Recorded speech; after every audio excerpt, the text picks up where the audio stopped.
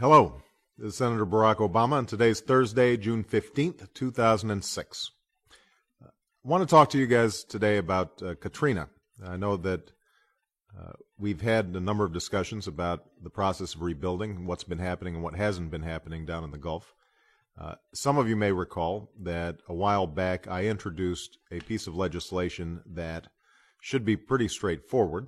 It essentially said that all Katrina reconstruction contracts in excess of $500,000 had to be competitively bid.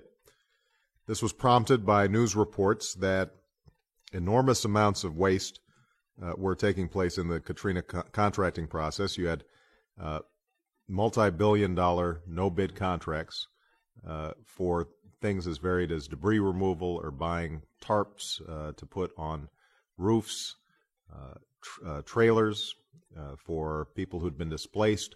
Many of these items had been purchased or services had been purchased at 2 or 3 or 5 times the typical market value.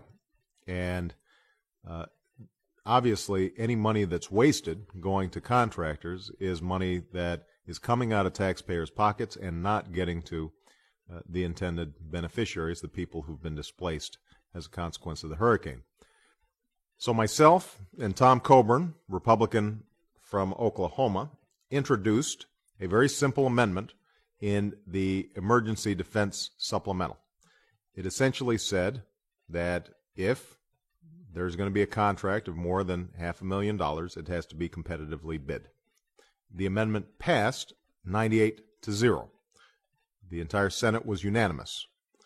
But as some of you may not be aware, the way Washington works is a bill that passes in the Senate and a bill that passes in the House has to be reconciled in what's called a conference committee because there are going to be differences potentially between what's in the House version and the Senate version. Those have to be worked out in a conference made up of House members and Senate members. I wasn't on the conference committee. Neither was Tom Coburn. When the conference committee report finally came out, the bill that would actually be voted on and signed into law, our little provision had been struck. It wasn't in there.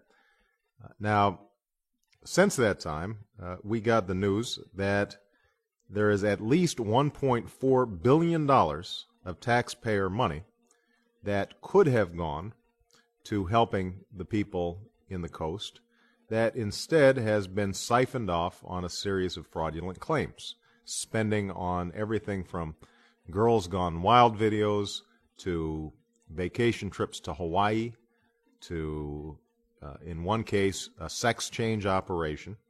Now, this didn't have to do with contracting. It had to do with claims, but it indicated the complete lack of oversight by which we're spending billions of dollars down in the Gulf Coast. So, as a consequence, I am reintroducing with Tom Coburn our provision to end no-bid contracts. We're going to introduce that into the Department of Defense authorization bill next week. I just want you guys to track this because these small provisions and amendments and details are really what make up the guts of what goes on here in Washington. We'll have big debates about abortion and gay marriage and what's happening with respect to the war in Iraq. Many of these issues are critically important, but what really determines how our government acts often are these provisions, these amendments, these conference committee reports. They don't get a lot of attention. Reporters oftentimes don't track them, except for maybe the specialty press, the newspapers up here in Washington. But it's important, I think, for everybody who's listening out there to be aware of what's going on, because unless the citizenry is informed about the procedures and processes in Washington, it's very difficult to hold our elected officials accountable. And there are times, I'll confess, where I can get extremely frustrated just because good provisions like the one that Tom Coburn and I introduced that passed 98-0, still aren't able to get signed into law. Hopefully we'll be able to make progress on this one. Coming up next week, there's going to be a vigorous debate around spending with respect to the war in Iraq and Afghanistan. The House is sponsoring a major debate on their side. I suspect that we will have a series of amendments that we're dealing on the Senate side as well. And so rather than talk about those today, I'm going to wait until we've had some of the debate take place so that I can give you guys some insight in terms of how people are thinking about it on both sides of the aisle.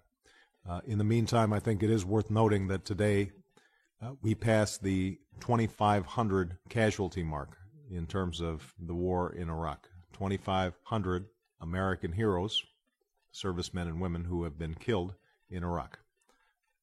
And we observed a moment of silence on the Senate floor today. It might make sense for some of you guys to just think about those men and women as well as their families and the enormous sacrifice that they've made. I look forward to talking to you guys next week. Bye-bye.